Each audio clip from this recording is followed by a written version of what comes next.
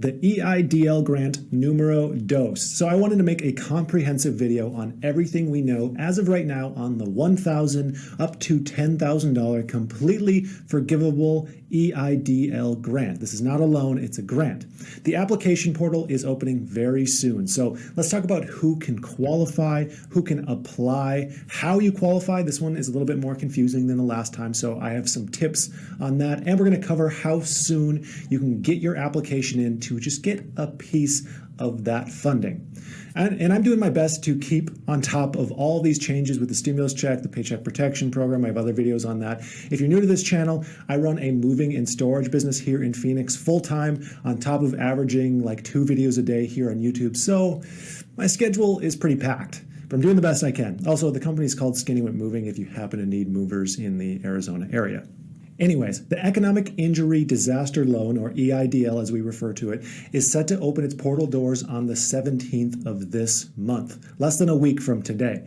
Congress has allocated another $40 billion for the second round of grants, as well as the EIDL loans that are kind of attached to the grants. This is double what they allocated last time, so this is huge. Back in good old 2020, on March 27th, the first rounds of COVID EIDL grants and loans were approved, and with that came a grant of up to $10,000. The SBA then changed the rules of this grant after the fact to $1,000 per employee per business, leaving some small business owners feeling like they lost out on that full $10,000 grant. And by some, I mean pretty much everyone. There was outrage, there was word of class action lawsuits against the SBA, there was petitions, you name it, people were mad. But there's some good news here. The second round appears to cover this problem. Many of those small businesses that received a grant smaller than $10,000 will soon be eligible for the remaining difference. So if you got $1,000 the first time, you may potentially get the remaining $9,000. Or if you got $2,000, you might be able to get $8,000. You know, any difference between your number and $10,000. You might be entitled to that. You know what else you can get free though? 2 free stocks through Webull with a $100 deposit with the link in my description. Was that a smooth transition? Anyways, you can get 2 free stocks, $100 deposit. You don't even have to spend the $100. I did it. It's a great deal. It's worth checking out. So just how do you qualify for the EIDL grant? Well, first, you have to be a qualified entity defined through the CARES Act. These include small businesses and corporations with fewer than 300 employees for the second round. That's down from 500 in the first round. The SBA has yet to clarify if a business that was approved last time with more than 300 employees will be eligible for the second round, but that doesn't really matter to most people, or even those businesses. I mean, $10,000 to a 300-person company is pretty much chump change. The employee limit for this should be more like 50, if you ask me, but you know, I'm not the one making the rules here. Anyways, to get this enhancement, your business must also be located in a low-income community. And finally, that business needs to have suffered an economic loss of greater than 30%. If you meet these requirements, you will be able to receive the difference in the grant, or the full grant if you haven't received the first one, scot-free. You don't have to pay it back. So here's how you can figure out if your address counts as a low-income area.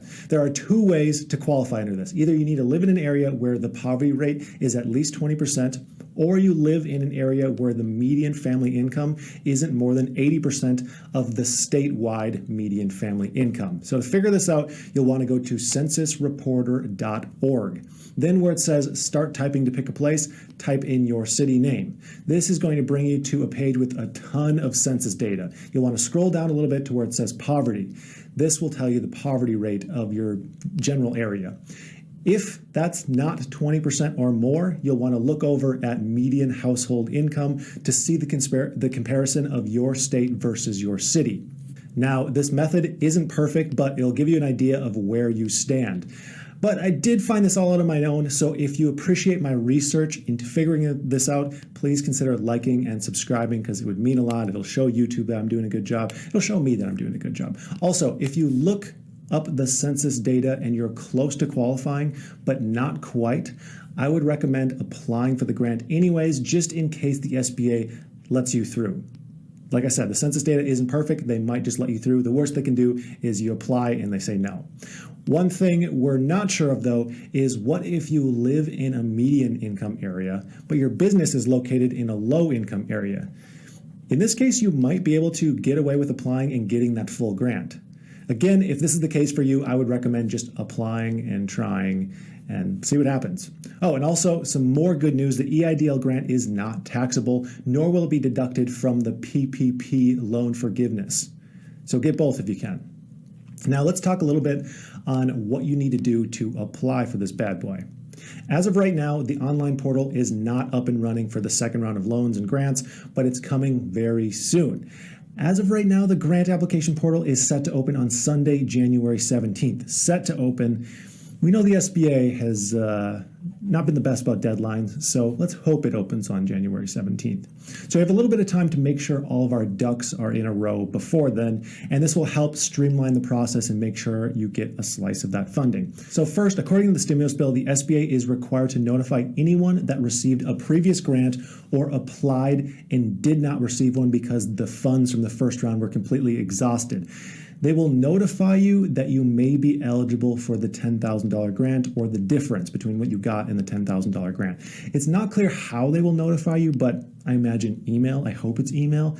But as further details come out on the method of notification and these other issues we don't have answers to, I will let you know. So another reason just to, be subscribed.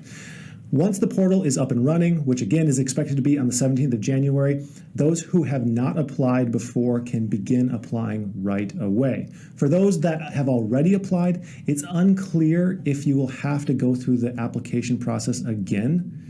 There will likely be something because you need to certify the loss in revenues and the low income area. Well, I guess they have your address. So at least the loss in revenues. Right now, we're hearing don't apply again until you get guidance to do so. Hopefully the SBA will reach out with more information on this week and I'll be able to report on it. For first-time applicants, though, the SBA will have 21 days to either approve or deny your request. And they will also have to state the reason as to why you get approved or denied. So if you get denied, you may be able to fight it and potentially get it if you have a legitimate reason to fight it. If you receive the full $10,000 grant the first time around, unfortunately, you will not be able to get anything additional through the EIDL this time.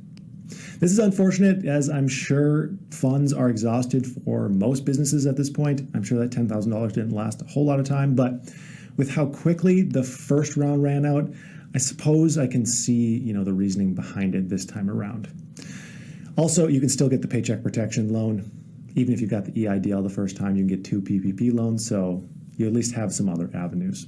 To those that haven't taken out an EIDL loan, it's important to keep track of all your expenses if you decide to take out the loan, if you get it, that are going to be covered with the funding, as well as be aware of what you can and can't use the funds for.